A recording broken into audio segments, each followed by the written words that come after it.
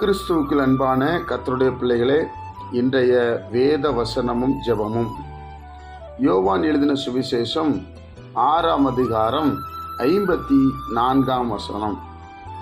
என் மாம்சத்தை புசித்து என் இரத்தத்தை பானம் பண்ணுகிறவனுக்கு நித்திய ஜீவன் உண்டு, நான் அவனை கடைசி நாளில் எழுப்புவேன். என் அன்பு கர்த்தருடைய பிள்ளைகளே, ஆண்டவராய் இயேசு கிறிஸ்து கடைசி நாளில் எழுப்புவேன் என்று சொன்னதை குறித்து நாம் தியானித்து வருகிறோம். இந்த நாளில் யாரை எழுப்புவாராம்? ஆண்டவருடைய மாம்சத்தை புசித்து அவருடைய இரத்தத்தை பானம் பண்ணுகிறவனுக்கு. கர்த்தர் தாம் காட்டி கொடுக்கப்பட்ட அந்த ராத்திரியிலே அப்பத்தை எடுத்து ஸ்தோத்திரம் பண்ணி அதை பிட்டு சீசர்களுக்கு கொடுத்தார். இது என்னுடைய சரீரமாக இருக்கிறது, என்னுடைய இரத்தமாக இருக்கிறது, நான் வருமளவு இதை நீங்கள் பானம் பண்ணுங்கள் என்று சொல்லி சீசர்களுக்கு சொல்லி கொண்டு போனார் என்பதை நாம் அறிகிறோம்.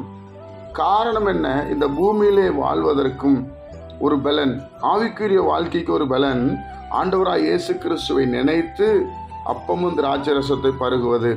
என் அன்பு கர்த்தருடைய பிள்ளைகளே, அப்பொழுது ஒரு பலன் இருக்கும், ஒரு நம்பிக்கை இருக்கும் என்று சொல்லி ஆண்டவருங்க சொல்வதை நாம் பார்க்கிறோம்.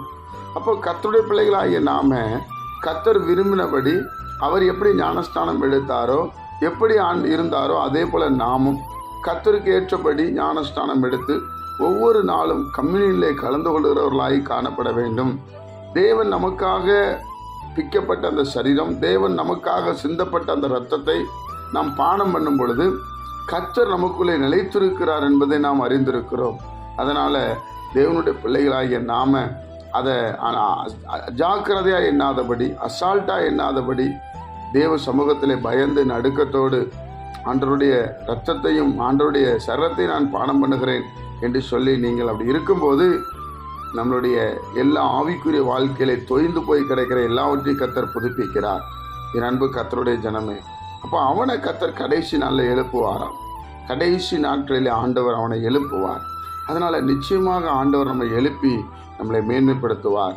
அதனால் எந்த ஆலயத்துக்கு போனாலும் தேவனுடைய பெரிதான கிருபையினாலே கொடுக்கப்படுகிற கம்யூனிட்டி சர்வீஸில் கலந்து கொண்டு நாம் அதை தேவனுடைய எனக்காக தான் அடிக்கப்பட்டார், எனக்காக தான் உயிர்ப்பிக்கப்பட்டார் என்று விசுவாசிக்கும் பொழுது நாம் நம் ஆண்டவருக்குள்ளே வாழ்கிறவர்களாய் காணப்படுகிறோம். ஜெபிப்போமா? பரிசுத்தமுள்ள நல்ல ஆண்டவரே, இந்த குமாரன் இயேசு கிறிஸ்துவின் நாமத்தில் நாங்கள் வருகிறோம்.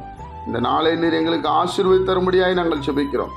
இந்த நாளில் ஒரு பெரிய சமாதானம் உண்டாகட்டும். இந்த நாள் முழுவதும் உடைய நாம மகிமைப்பட நாங்கள் நடக்க நீர் உதவி செய்யுங்கப்பா. எங்களை தாழ்த்தி உடைய கரத்தில் ஒப்புக் கொடுக்கிறோம். இயேசு கிறிஸ்துவின் மூலமாக ஜெபிக்கிறோம் நல்ல பிதாவே, ஆமென்.